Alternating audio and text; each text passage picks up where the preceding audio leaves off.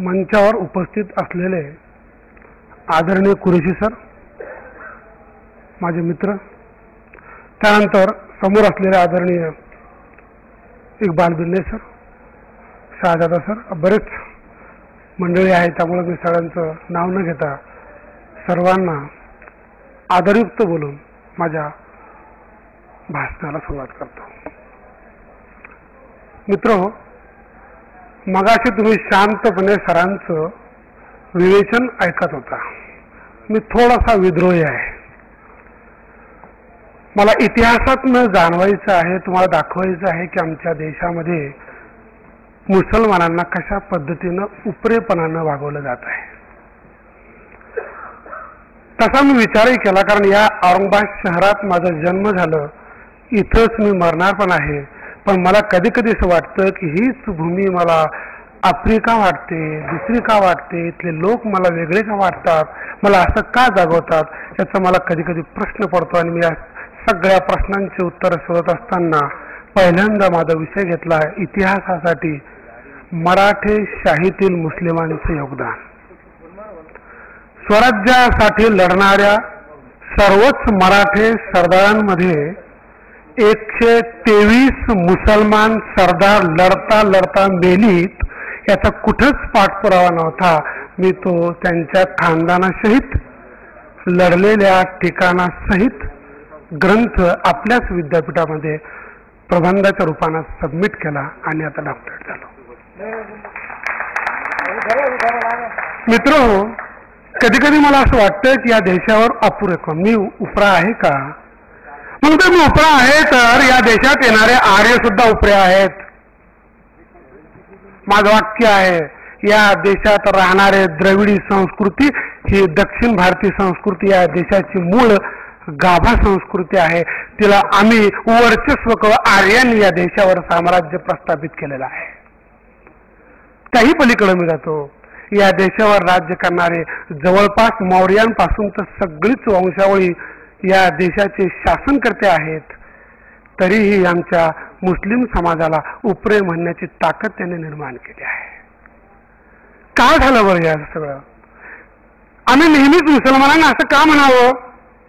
हा, आम्ही मानतो, सेतू माधवराव पगडींचं वाक्य आहे, मुस्लिम सत्ता किंवा मुसलमानांनी इस्लामनं या देशावर 2 पद्धतीनं राज्य केलं. एक मुस्लिम सरदारांनी आणि त्यांच्या त्या बादशहाने लोकांवर राज्य केलं, तर दुसरं माझ्या सुफी संतांनी या देशावर लोकांच्या सुखदुःखात जाऊन त्यांच्या संपूर्ण जीवनामध्ये रहस्य निर्माण करून त्यांना आपलं बनवलं, त्यांना दुःखात सहभागी झाले. बारवे, कालवे, इव्हन इतकंच नव्हे तर विहिरी खोदून या देशामध्ये समाज प्रबोधनाचं जाळं पेरलं. म्हणून या देशामध्ये इस्लाम फैलावला. इस्लाम तलवारीच्या जोरावर फैलावला नाही. हे मी तुम्हाला सगळ्या प्रूफ सहित सांगू शकतो. म्हणून मी उपरा नाही. मित्र, या देशात पहिल्यापासून जन्माला, अहो माझी अख्खी खानदान या देशात या मातीमध्ये जन्माला आलेली आहे, इथंच मरणार आहोत. उपरे कस काय? विद्रोह येणार नाही का माझ्या अंगामध्ये? तुम्ही बोलतात मुसलमान, मुस्लिम, का बरं असं बोलावं? तुम्ही का बोलावं? या देशामध्ये परकीय लोकांचं आक्रमण झालीत. अलेक्झांडर परकीय होता, आर्य परकीय आहेत. मग द्रविडांचं काय? या देशामध्ये द्रविडांचं राज्य होतं. द्रविड हे मागासलेले, त्यांना तुम्ही पाठीमागे टाकलं. उत्तर भारतातनं जेव्हा दक्षिण भारतामध्ये सगळे सरकत गेलं, उत्तर प्रांत हा पूर्ण आर्यांचं, वसाहतीचं, टोळ्यांचं राज्य होतं. 16 महाजनपदांचं उदाहरण येतो. आपण त्याला आर्यावर्त असं म्हणतो. ते 7 नद्यांचा प्रदेश, त्याला सप्त सिंधूचा प्रदेश आपण म्हणतो. आणि मग मला कधी कधी असं वाटतं की दक्षिण भारतामध्ये साम्राज्य निर्माण करणारे आमच्या मराठी सरदारांचं योगदान जर पाहिलं तर मला शंका येते की असं का बोलावं यांनी? उपरेपणाची भावना का हवं? आणि म्हणून मी म्हणतोय की उपरेपणामुळे वागवल्यामुळे आमच्या देशामध्ये मुस्लिम समाजामध्ये एक विद्रोहाची आणि सहजपणे कुठतरी असं विद्रोह मनाला हुरूर करणारी संकल्पना विकसित झाली.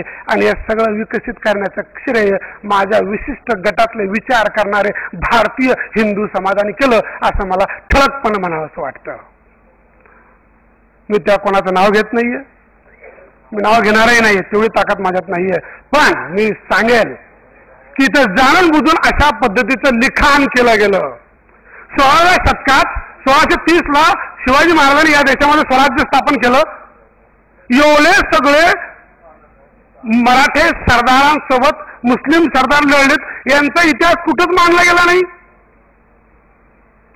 बकरांचं उदाहरण घ्या तुम्ही, पुस्तकांचा संदर्भ साधनांचा आधार घ्या. जेव्हा देशजीराव पवारांकडे जेव्हा कोल्हापूरला राहिलो त्यावेळेस या 3 वर्षामध्ये त्या संबंधामध्ये अभ्यास करत असताना मला जाणवलं की एवढी ग्रंथावली पेशवे दप्तरामध्ये आहे, कारगिल दप्तरामध्ये, करवीरच्या रियासतीमध्ये आहे आणि आमच्या त्या भारतीय इतिहास संस्कृती मंडळामध्ये तिथं चक्क ग्रंथाची ग्रंथ पडलेली आहे. तिथं जेव्हा चेक केलं तिथे इब्रिया असे शब्द, इम्रान असे शब्द वापरलेले, ते कोणीच लिहिलं नाही. आणि जाणून बुजून हे शब्द टाळून तुम्ही काय केलं की हे हिंदूंचं स्वराज्य निर्माण करण्याचं काम माझ्या शिवबाने केलं असं सांगण्याचा, पटवण्याचा प्रयत्न केला. पर्यायानं शिवाजी महाराज म्हटला, शिवशाही म्हटलं की अगदी जय भवानी म्हटलं का अर्धे मुसलमान घरात पळाले. आता प्रश्न आहे माझा की स्वराज्य हे केवळ हिंदूंचं नाही, स्वराज्य हे हिंदू मुस्लिमांचं नव्हे, या संपूर्ण जातीच्या लोकांचं राज्य आहे. ते स्वराज्य माझं महाराष्ट्र आहे. आता प्रश्न आहे माझा की स्वराज्य हे केवळ हिंदूंचं नाही, स्वराज्य हे हिंदू मुस्लिमांचं नव्हे, या संपूर्ण जातीच्या लोकांचं राज्य आहे. ते स्वराज्य माझं महाराष्ट्र आहे. महाराष्ट्र तुमचं नाही. महाराष्ट्रात जन्माला आम्ही आलोत, इथंच राहणार. याच भूमीत माझी कर्मभूमी आहे, जन्मभूमी आहे, इथंच आम्ही मरणार आहोत. आम्हाला वेगळं अस्तित्व द्यायची गरज नाही. हा, आता माझा प्रश्न तुमच्यावर आहे की तुम्ही तर उपरे नाहीत ना? अशी बोलणारे समाज उपरे नाहीत का? त्यांना शंका वाटते का आपल्या देशाभिमानाबद्दल शंका व्यक्त करतात, त्यांनाच भीती वाटते का अशी? मला असं वाटतं हा कुठतरी विचार झाला पाहिजे. माझी प्रांजळ मत आहे असं की या देशामध्ये आता मी सहज आमच्या दक्षिण भारतावर फार फार फार बोललं जातं. दख्खनचं हे सुभा आणि दख्खनवर मला आदिलशाही, कुतुबशाही, इमादशाही, बरीदशाही या सगळ्या शाह्यांचं राज्य होतं. मग मला असं वाटायचं अली आदिलशहाला आठवा ना तुम्ही, दखनी निर्माण करणारा. नवरसनामा त्याचा दखनी भाषेमध्ये लिहिलेला आहे, मराठीत लिहिलेला आहे, हे तुम्ही विसरलात का? नाही. त्यानंतर बघूया आपण निजामशाहीमध्ये, आदिलशाहीमध्ये, कुतुबशाहीमध्ये, इमादशाहीमध्ये, वराडच्या त्या इमादशाहीमध्ये जवळपास प्रचंड प्रमाणामध्ये मुस्लिम सरदार होते आणि मराठे सरदार, त्यांना बारगीर असा शब्द वापरला आपण, मराठे बारगीर. निजामशाहीमध्ये मराठे सरदार उदयाला आले, सत्ता मुस्लिमांची, मराठे उदयाला येतात. पुढं मराठ्यांचं राज्य निर्माण होतं, मुसलमान उदयाला येतात. काय कंट्रीब्युशन एकमेकांचा संबंध आहे आणि आम्ही त्यांना पोरके म्हटलं, हे अलग अलग करण्याचा प्रयत्न केला. तुम्हाला ते बखर आठवतं, सभासद बखरीमध्ये उल्लेख आहे, किंवा आपण बोलूया आपण की निंबाळकर, दीपाबाई निंबाळकरांना पुत्ररत्न होत नव्हते म्हणून तिनं त्या बाबा शरीफ, अहमदनगरचे माझे मित्र बसलेले इथं, शहा शरीफ बाबा दर्गा अजूनही आहेत. दीपाबाई निंबाळकरनं नवस केला. आणि कारण काय झालं होतं निंबाळकरांच्या घरामध्ये, आपण थोडंसं पाठीमागे इतिहास घेऊया की भोसले कुटुंबामध्ये मालोजी राजे भोसल्यांना मुलं होत नव्हती म्हणून पहिली पत्नी सोडल्यानंतर दुसरी पत्नी करतो की काय अशी भीती वाटू लागली. आणि पर्यायाने दीपाबाईनं आपल्या माहेरी जाऊन नवस केला त्या शहा शरीफ बाबाचा. आणि शेवटी 2 पुत्र रत्न झाले. त्या दोन्ही पुत्ररत्नांचं नाव आहे शहाजी, शरीफजी. मला सांगा, बाबाचं नाव आहे शहा शरीफ बाबा, मुलांचे नाव आहे शहाजी आणि शरीफजी. इथं कुठं जात आली हो? तिथं कुठं जात आली? मग तुम्ही मला म्हणता, मी हे सगळे उदाहरणं काय देऊ लागलो मित्र तुमच्या समोर? मला माहित आहे माझ्यासमोर माझ्यापेक्षा श्रेष्ठ माणसं बसलेली आहेत, पण मी हे काम आणतोय, असं काम आणण्याचा प्रयत्न करतोय. हे सगळं जेव्हा जेव्हा घडत गेलं 15व्या 16व्या शतकापासून जवळजवळ 1950-75 पर्यंत हेच घडत गेलं आणि राहिलेला इतिहास मागं पडला आणि नको तो इतिहास समोर आला. तेच साहित्याच्या माध्यमानं लोकांपर्यंत येऊन आज मुसलमान अपुरे बनले, उपरे बनले, वगैरे वगैरे बोलले. मला हे सांगायचं आहे, मला हे पटवायचं आहे. 15वं शतक आठवतं, 15व्या शतकानंतर मला 16वं शतक आठवतं. आणि 16व्या शतकामध्ये शेख मोहम्मद बाबांचं त्या श्रीगोंद्याला, मकरंदपूरला वास्तव्य केलं मालोजी राजांचं एक पत्र माझ्याकडे आहे की तिथं ती जमीन त्यांना दान दिली आणि ती वसाहती त्यांची तयार केली. संभाजी राजांना आम्ही म्हणतो औरंगजेबानं मारलं, इतिहासकार म्हणतात, मला जर शंका याच्यामध्ये. ठीक आहे, कबूल करूया, औरंगजेबानं मारलं. मग मला माझं आश्चर्य असं वाटतं की जेव्हा औरंगजेब संभाजी महाराजांचं वध करतो, त्यांची पत्नी येसूबाई, मुलगा शाहू महाराज यांना मोगली कैदेत टाकलं जातं. पुढील काळामध्ये औरंगजेबाचं अनाठायी असं राज्य, औरंगजेब म्हणजे फार खतरनाक दिसतो, तो अनाठायी राज्यकर्ता वगैरे वगैरे बोललं जातं. मग माझ्या संभाजी राजांच्या कुटुंबामध्ये कधी मुस्लिमांचा द्वेष केलेला कुठेही स्वराज्यामध्ये एकही घटना आढळत नाही. उलट जर तुम्ही फोंडा घाटात गेला तर तिथं अब्दुल्ला राणा खानची जी दर्गा आहे ती दर्गा संभाजीनं बांधल्याचं एक वतनपत्र मराठी पेशवे दप्तरामध्ये आढळतं. त्यानंतर येसूबाईचं आठवतं. येसूबाईने कधी इस्लाम द्वेष केलेला नाहीये. किंवा शाहू महाराजांचं, मला इथं बरेच लोक दिसतात त्यांना आठवत असेल की ते अभ्यास असेल त्यांना की सर शाहू महाराजांचं सुरुवातीचं पूर्ण जेवढी पत्र आहेत, जेवढे आव्हान आहेत, जे काही जनतेला निरोप आहेत, ते सगळे अरबी आणि फारसी भाषेत आहे. शिवाय उर्दूचा सगळ्यात जास्त भडीमार त्यात आहे. याच्यावर कोणीच, मी आता मगाशी एका विद्यार्थ्याला दिलंय शाहू महाराजांवर PhD कर, हे मला दाखवायचंय. मग हे झालं इतिहासाचा आढावा. मी पुढील काळात येतो की नंतर काय झालं या देशामध्ये मोगली सत्ता. आम्हाला मोगल सत्तेबद्दल औरंगजेब पापी वाटतो. आमचा सगळा राग त्या औरंगजेबावर आहे. कधी कधी आश्चर्य वाटतं की औरंगजेब ठीक आहे, तुमचा राग आहे मला मान्य आहे, पण तुम्ही याच्या पाठीमागचा विचार करा ना की औरंगजेबाच्या पूर्ण संपूर्ण लष्करामध्ये, पूर्ण बटालियनमध्ये केवढे राजपूत योद्धे होते, त्याचा विचार कधी केलाय का? त्यांनी अताला देवी मस्जिद बांधली. मला हे प्रश्न वाटतो. ठीक आहे, त्याचा ते वैयक्तिक राज्यकारणाचा प्रकार असेल, मला मान्य आहे, कबूल आहे. पण माझ्या स्वराज्यात कधी एकही मुसलमानाला अगदी कमी लेखलं असं उदाहरण मला आठवत नाही. नंतर जेव्हा आमचं ब्रिटिश राज्य आलं, ब्रिटिशांच्या राजवटीमध्ये आम्हाला नको ते सगळे जुलूम सहन करावं लागले. मला आता मगाशी माझ्या मित्रांनी सरांनी बऱ्याच आठवणी करून दिल्या. मी इथंच पाहिलं, सगळं दंगली पाहिल्यात. बावरी मस्जिदचं जे प्रकरण याने मगाशी बोलल्यात, मी प्रत्यक्ष इथंच औरंगाबादला वास्तव असल्यामुळे सगळं पाहिलं येते आणि सगळ्या लोकांनी ते अजूनही सोसत आहोत आम्ही. हे सगळं भार सोसतोय आम्ही. मग का माझ्या मनामध्ये विद्रोहाची भावना निर्माण होणार नाही? कारण या देशामध्ये पहिल्यांदा ब्रिटिशांनी राज्य, ब्रिटिशांचं एक नेतृत्व होतं, फोडा आणि झोडा, दोघांमध्ये संघर्ष लावायचा, आपलं साम्राज्य विस्तार करायचं, अशा पद्धतीचं धोरण ब्रिटिशांनी आखलं. आणि नेमकं त्याच कारणामुळे आमच्याकडे RSS किंवा इतर गोष्टी पुढे आल्या आणि त्यांनी याला पुढे पाठिंबा देत देत असा नवीन प्रवाह निर्माण केला की त्यामुळे दोन समाज अगदी दूर फेकला गेला, प्रचंड दूर फेकला गेला. मला त्या दर्ग्यांना माझ्या मुस्लिम समाजापेक्षा हिंदू समाज पुजतो याचा मला अभिमान आहे खरंच. मग एवढं सगळं आहे, झालं काय या सगळ्या या प्रवाहामध्ये? लिखाणातून वारंवार या शब्दांचा, या वाक्यांचा, या घटनांचा, या लोकांचं नाव गाळल्या गेलं. पर्यायानं जो इतिहास आहे तो समोर आला आणि मग मुसलमान म्हणतात क्षणी सरांनी म्हटल्याप्रमाणे दहशतवादी, आतंकवादी, नको ते सगळे. दुसरा प्रश्न मला सारखा विडसावतो तो असा की ब्रिटिश आमदानी नंतर माझ्या देशामध्ये मुस्लिमांचं अस्तित्व कशा पद्धतीचं होतं. आमच्याकडे लिखाण केलं गेलं मराठीमध्ये की ब्रिटिश राजवट ही मुस्लिम धार्जिनी होती, मुस्लिमांना नको त्या ठिकाणी जागा देणारी असल्यामुळे साहजिकच हिंदू समाज रागावला आणि पर्यायानं मग अशी द्वेषाची भावना निर्माण झाली. जर असं असतं तर स्वराज्यासाठी किंवा भारताच्या स्वातंत्र्य लढ्यासाठी किंवा 1857च्या बंडामध्ये संपूर्ण भारतातून एकत्र येऊन मुसलमानांनी बंड पुकारलं नसतं. जर आठवलं, त्याला पर्याय दिला आम्ही की 1857चं बंड म्हणजे फक्त मुसलमानांचं बंड आहे, उठाव आहे. मग जर असं असतं तर या देशावर बाकीचे सुद्धा संस्थानिक होतीच ना. त्यांचं संस्थानिकाचा विचार तुम्ही करणार नाही, झाशीच्या राणीचा उल्लेख तुम्ही करणार नाही, मल्हाररावांचा उल्लेख तुम्ही करणार नाही, भोसल्यांचं नाव तुम्ही घेणार नाही. किती नावं घ्यावं तशी, प्रचंड अशी नामावली माझ्यासमोर आहे. ही सगळे 1857च्या बंडामध्ये एकत्र झालेली लोक होती.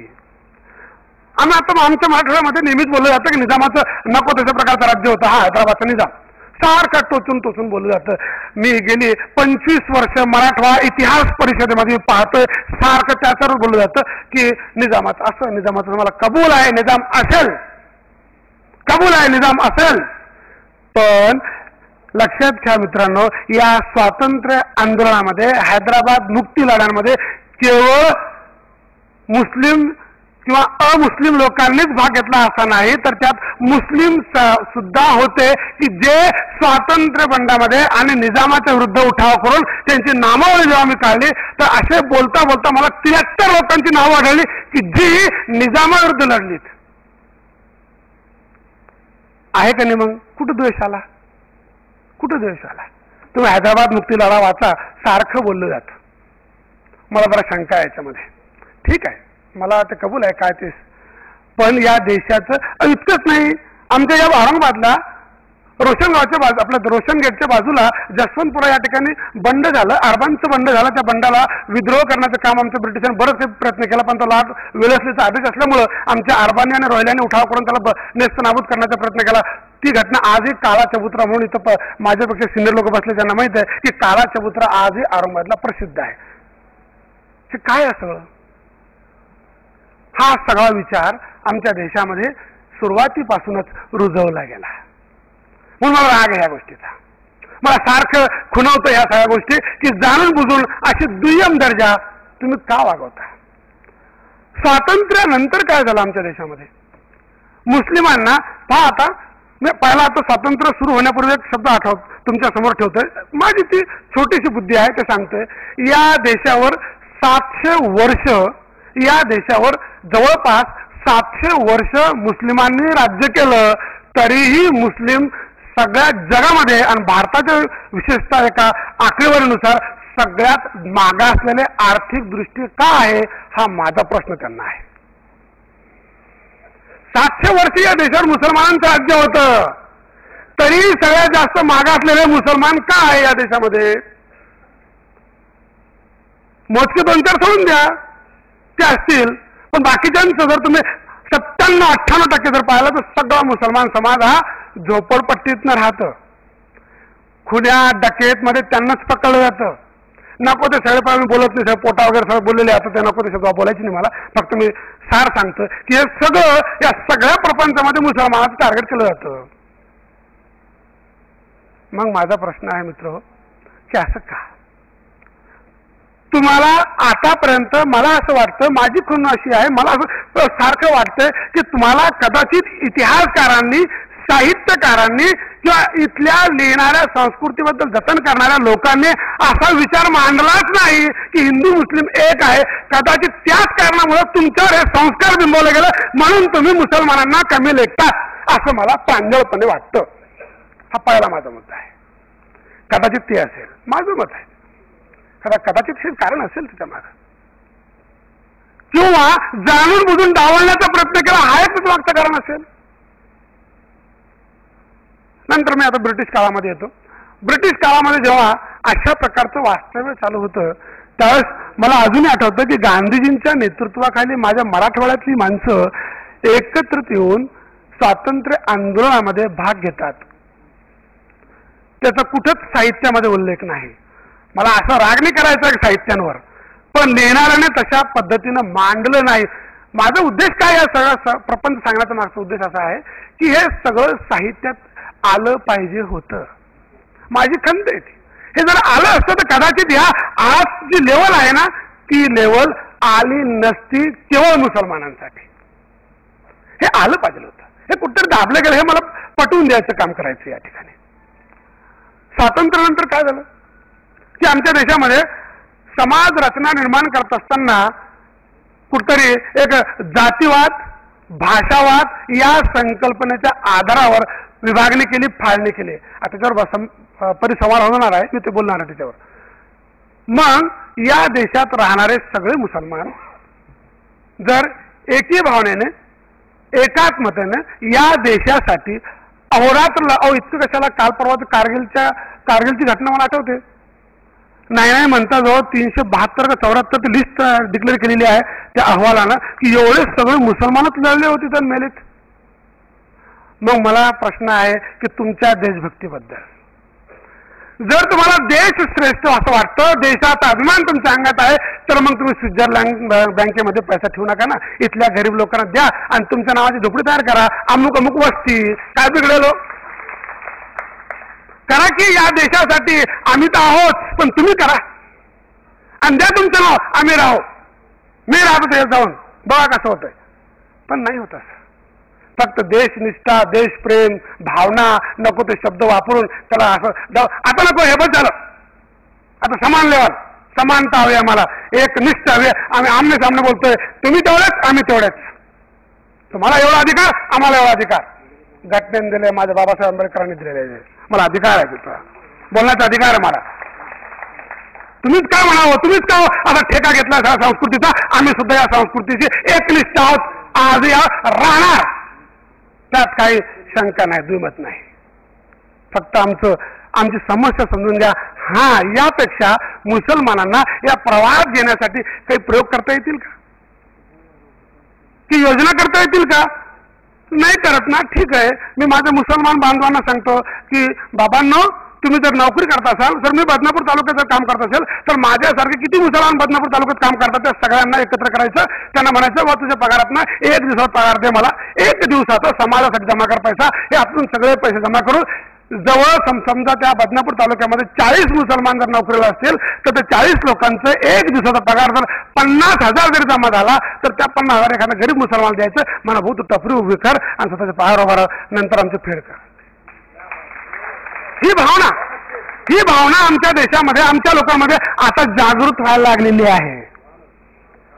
आता करतोय आम्ही, आता आम्ही बोलतोय, नाही स्वराज्य तुमचं नाही आमचं सुद्धा आहे, आणि बोलण्याची ताकद आमच्यात आली. आता काय झालं, गेली 50 वर्षात आम्हाला दाबलं गेलं ना. आता माझ्यासारखे तरुण प्राध्यापक तुम्ही तुमच्या आशीर्वादाने पुढे येत चाललेले आहे आणि ते सांगताय, माझ्या सगळ्या विद्यार्थ्यांना हेच विषय दिले मी की यांना पुढे हायलाइट करा या सगळ्या गोष्टी, जिथं दाबलं जाणून बुजून डावललं ते पुढे आणा आणि लोकांना दाखवा. हे अशी सत्य परिस्थिती आहे. कारण असं केलं तर कारण उद्याच्या साहित्यामध्ये तुमचा उल्लेख होईल. आणि मला असं वाटतं, येणारा 10व 11व जे अखिल भारतीय मुस्लिम परिषद असेल, त्या परिषदेमध्ये समानतेनं, एक दिलानं अशी कितीतरी साहित्य रचना निर्माण होतील की जिथं एक दिल, एक जान, एक सगळं, एक देश, एक वतन ही भावना निर्माण होईल. वेळोवेळी मला सूचना दिलेली आहे, तरी मोडके तोडके शब्द मी तुमच्यासमोर मांडलेले आहे. जर चूक असेल माझी, पण माझ्या परिणाम मांडण्याचा प्रयत्न, खूप काही सांगायची इच्छा होती, पण आता ते सगळं कंट्रोलिंग आहे आणि मी